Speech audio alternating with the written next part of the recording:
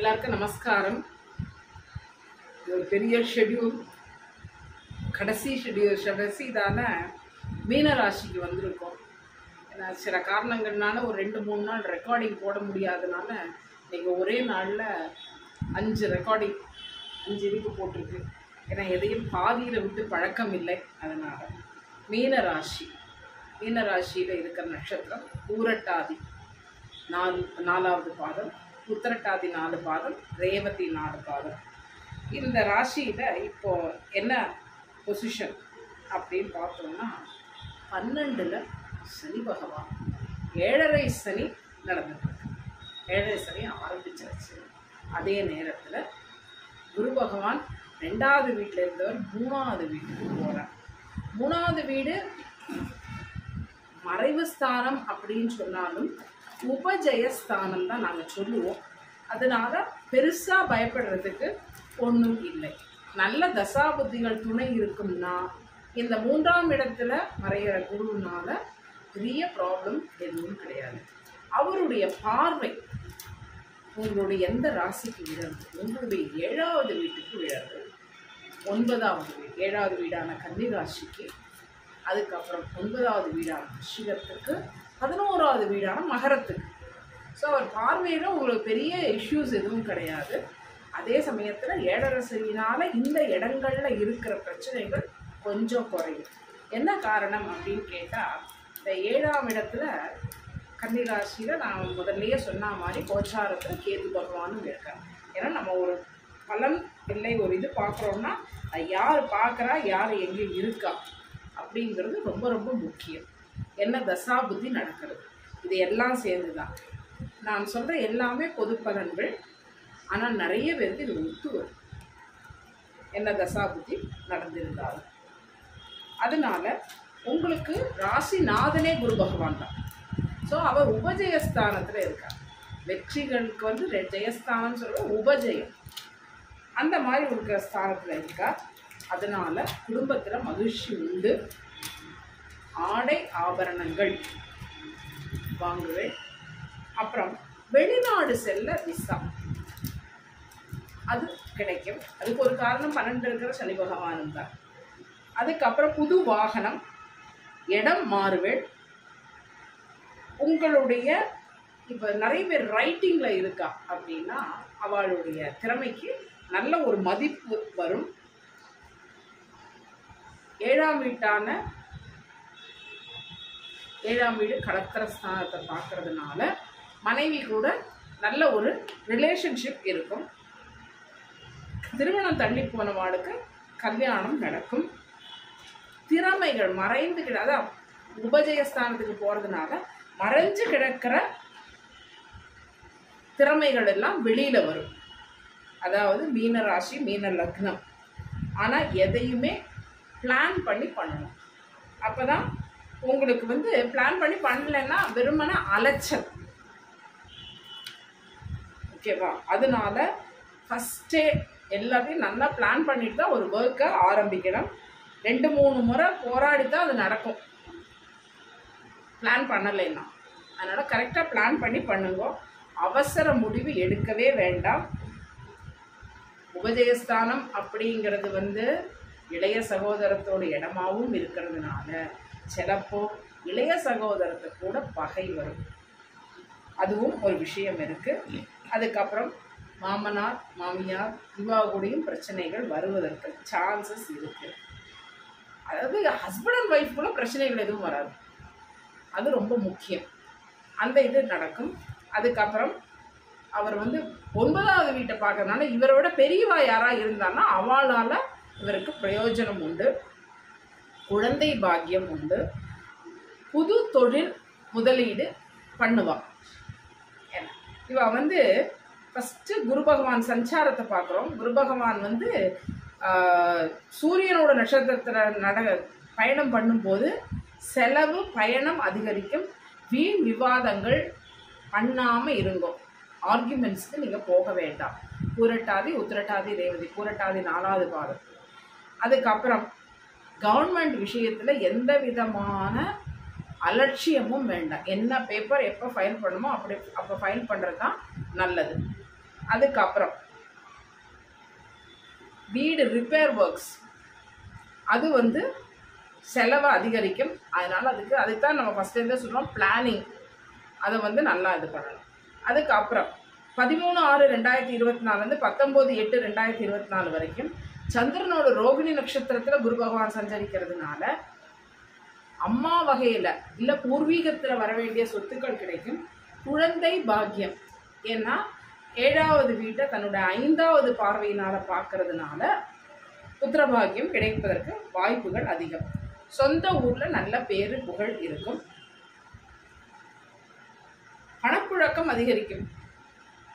அப்புறம் சொத்து வீடு புதுசாக வாங்கிறது அதெல்லாம் நடக்கும். அதுக்கப்புறம் மிருகசீர்ஷ நட்சத்திரத்தில் அவர் சஞ்சாரம் பண்ணும்போது ஓரளவுக்கு பணம் வரும். உடம்பெயர்ந்தவா கூட கொஞ்சம் மனக்கசப்பு கொஞ்சம் தீர்றதுக்குள்ள வழிகள் உண்டு. பழைய நண்பர்களால் ஆதாயம் உண்டு. அதுக்கப்புறம் ஆன்மீகத்தில் ஈடுபாடு எதனால அப்படின்னு கேட்டோன்னா 9ஆம் இடம். அப்போ 9ஆம் இடம் அப்படிங்கிறது உங்களுடைய ராசியில் எங்கே வர்றதுன்னா விருச்சிக ராசி, செவ்வாய். அப்போ செவ்வாய் 9வது வீடாக வர்றதுனால ஆன்மீக பயணம் அது அதிகரிக்கும். அப்புறம் முன் ஜாமீன் கையெழுத்து யாருக்கும் போட வேண்டாம். அப்புறம் சாப்பாடுல ரொம்ப கவனம் தேவை. அதில் எஸ்பெஷலி கால்சியம் அயன் இதை வந்துட்டு மானிட்டர் பண்ணி கால்சியம் டேப்லெட் சாப்பிட்றது டாக்டர் அட்வைஸ் படி. எஸ்பெஷலி ஃபுட்டு டைஜஷன் ப்ராப்ளம்ஸ் வரதுக்கு நிறைய சான்சஸ் இருக்குது. அதனால டாக்டர் அட்வைஸ் படி டெஸ்ட் ஃபுல்லு எடுத்துட்டு என்ன டெஃபிஷியன்சியோ அதுக்கு உள்ள மருந்துகளை சப்ளிமெண்ட் இல்லை ஃபுட்டுலேயே அதை ரெடி பண்ணலாம் அப்படின்னு சொன்னால் அதை பண்ணணும். ஆனால் வித்தவுட் ப்ரிஸ்கிரிப்ஷன் வித்தவுட் கன்சல்டன்சி எந்த மருந்தையும் எடுத்துக்கக்கூடாது. மீனராசிக்கார் டாக்டர்கிட்ட போயே தீரணும். அவர் கொடுக்குற அவருடைய அட்வைஸ் படி இருக்கிற மருந்துகளை மட்டுமே சாப்பிடலாம். பணம் கொடுக்கல் வாங்க அதில் நீங்கள் வந்து ரொம்ப கரெக்டாக இருக்கணும். டாக்குமெண்ட் கிளியராக இருக்கணும். அப்படி கிளியராக இருந்தால்தான் அந்த யாருக்கா பணம் கொடுத்தா திருப்பி வாங்க முடியும். சரியா? நீங்கள் வாங்குறது இது பண்ணிட்டு வாங்கினாலும் கடனே வாங்கினாலும் அதோடைய கிளாஸ் எல்லாம் நல்லா பார்த்துட்டு வாங்குங்க. அதில் ஏதாவது சிக்கலில் போய் மாட்டிக்காதீங்க. அதுக்கப்புறம் இந்த லாஸ்ட் 1 இயரில் என்னெல்லாம் வியாபாரத்தில் தவறுகள் செய்தாலும் அதெல்லாம் ரிப்பீட் ஆகாமல் பார்த்துக்கோங்க. அது ரொம்ப முக்கியம். ஏன்னா ரிப்பீட் ஆகிடுச்சுன்னா வியாபாரத்தில் உள்ள கிளைண்ட் லெவல் வந்து குறைஞ்சி போயிடும். கஸ்டமர் லெவல், கஸ்டமர் நம்பர், உங்களுடைய பேர் இதெல்லாம் கெட்டு போயிடும். அதனால பழைய தவறுகள் எதுவும் நடக்காதபடி பார்த்துக்கோங்க. உங்களுக்கு ஒரு பார்ட்னர்ஷிப்புக்கு ஒருத்தர் வரத்துக்கு சான்சஸ் உண்டு. பிஸ்னஸ் பண்ணுறேன்னா உங்களுக்கு வரத்துக்கு சான்சஸ் உண்டு. நல்லா விசாரிச்சுட்டு அவர் கூட பார்ட்னர்ஷிப் வச்சுக்கணும். ஆஃபீஸில் ஒர்க் பண்ணுறேன்னா அசால்ட்டாக எதுவுமே இருக்கக்கூடாது. மீனராசிக்காரன் எந்த அசால்ட்னஸும் இல்லாமல் கூட இருக்கிறவாளை எல்லாம் நல்லா அட்ஜஸ்ட் பண்ணி போகும்போது உங்களை எல்லாரும் மதிக்க தொடங்குவான். அதனால எல்லாரோடையும் அட்ஜஸ்ட் பண்ணி போங்க. உங்களுடைய மேனேஜ்மெண்ட் ஸ்கில்ஸ் வந்து கொஞ்சம் ஜாஸ்தி ஆகும். அதையும் அந்த லெவல்லையே வச்சு எல்லாரோடையும் அட்ஜஸ்ட் பண்ணி போகும்பொழுது ஆஃபீஸ் லைஃப் ரொம்ப நல்லா இருக்கும். உங்களுக்கு சின்ன சின்ன செலவு வரும், உடல் உபாதை வரும். அப்படியும் இந்த குரு பயிற்சி உங்களுக்கு நல்லதை தான் தரும். இதுக்கு என்ன பண்ணலாம் அப்படின்னா, நீங்கள் பண்ண வேண்டியது வியாழக்கிழமைகளில் குரு பகவானை தரிசனம் பண்ணுறது, அநாத குழந்தைகளுக்கு ஹெல்ப் பண்ணுறது. எந்த விதத்தில் வேணாலும் அதை ஹெல்ப் பண்ணலாம். இப்போது நம்ம இந்த குரு பயிற்சி பலன்கள் வந்து இப்போ மேஷராசியிலேருந்து மீனராசிக்கு வந்திருக்கும். இந்த மீனராசிக்கு வந்த அப்புறம் எந்தெந்த ராசிக்கு வந்து உங்களுக்கு பரிகாரம் பண்ணணும் அப்படிங்கிற ஒரு லிஸ்ட் இருக்குது. ரிஷபம், மிதுனம், சிம்மம், துலாம், தனுசு, கும்பம், மீனம் இந்த ராசிகளுக்கு பரிகாரம் பண்ணலாம். பரிகாரம் பண்ணுறதுனால வர சில ஆபத்துக்களை தவிர்க்கலாம். இல்லைன்னா அதை தாங்கக்கூடிய சக்தி, அதை எப்படி அதை அப்ரோச் பண்ணுறது, அந்த ப்ராப்ளத்தை எப்படி அப்ரோச் பண்ணுறது அப்படிங்கிற ஒரு நாலேஜை இந்த குரு பகவான் கொடுப்பார். அதுக்காகத்தான் இந்த பரிகாரங்கள் சொல்கிறது. உங்கள் ஊரில் ஏதாவது இடத்துல பரிகாரம் பண்ணுறான்னா நாளைக்கு பண்ணுறான்னா தாராளமாக பண்ணிக்கோங்க. அப்படி இல்லை உங்களுக்கு உங்கள் ஊரில் பண்ண முடியலை, ஏதாவது பண்ணணும் அப்படின்னு சொன்னால் நான் எப்பவும் போகிற கோவிலில் நடந்துட்டுருக்கு. நாளை காலம்புற ஆரம்பம். ஆனால் யாரானாலும் நாளை காலம்புற 9 மணிக்கு முன்னாடி எனக்கு ஒரு நட்சத்திரத்துக்கு 101 ரூபாய் வச்சு என்னுடைய இந்த நம்பர் ஜிபே நம்பர் இதில் பண்ணிவிட்டு யார் பேருக்கு பண்ணணும், அவருடைய நட்சத்திரம், அப்புறம் உங்கள் அட்ரஸ் அதையும் அனுப்பணும். இது அனுப்பும் பொழுது வெளியூர்லேருந்து பண்ணுறேன்னா ஒரு 100 ருபீஸ் எக்ஸ்ட்ரா போட்டு அனுப்பணும். ஏன்னா கொரியர் சார்ஜஸ் எந்த ஊருக்கு என்னங்கிறது எனக்கு தெரியாது. ஸோ அந்த 100 ருபீஸ் இந்த கொரியர் சார்ஜ் போக உள்ளது மறுபடியும் அந்த கோவிலுக்கே நான் கொடுத்து விடுவேன். ஒரு 10 ரூபா 20 ரூபா தான் மிச்சம் இருக்குது அப்படின்னு சொன்னால் 50 ரூபா வரைக்குமே எத்தனை ரூபா மிச்சம் இருந்தாலும் சரி அது அந்த கோவிலுக்கு போயிடும். இதுதான் விஷயம். யாருக்கு பண்ணணும்னு நினைக்கிறீங்களோ அவள் கம்பல்சரி எதுவும் கிடையாது, எனக்கு தான் அனுப்பணுங்கிறதும் கிடையாது. உங்கள் ஊர் பக்கத்தில் கோவிலில் பண்ணுறாங்கன்னா தாராளமாக போய் பண்ணிக்கோ. இங்கே நான் ஒரு திருநேத்திர தசபுஜ வக்ரகாளி அப்படிங்கிற கோவிலில் பண்ணுறான். அந்த கோவிலோட நம்பர் ஸ்க்ரோலில் வந்துட்டுருக்கு. அவள் எத்தனை மணி மட்டும் அக்செப்ட் பண்ணுறான்னு தெரியாது. நான் ஒரு 9 மணி மட்டும் அக்செப்ட் பண்ண முடியும்.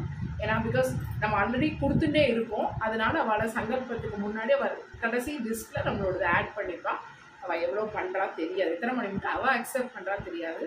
என்னோடதுக்கு அனுப்பணும்னா நாளை காலம்புற 9 மணிக்குள்ளே யாருக்கு பரிகாரம் பண்ணுமோ அவருடைய பேர் நட்சத்திரம், இது கூட ஒரு நட்சத்திரத்துக்கு 101 ரூபாய் வச்சு ஜிபேயில் அனுப்பிச்சிடலாம்.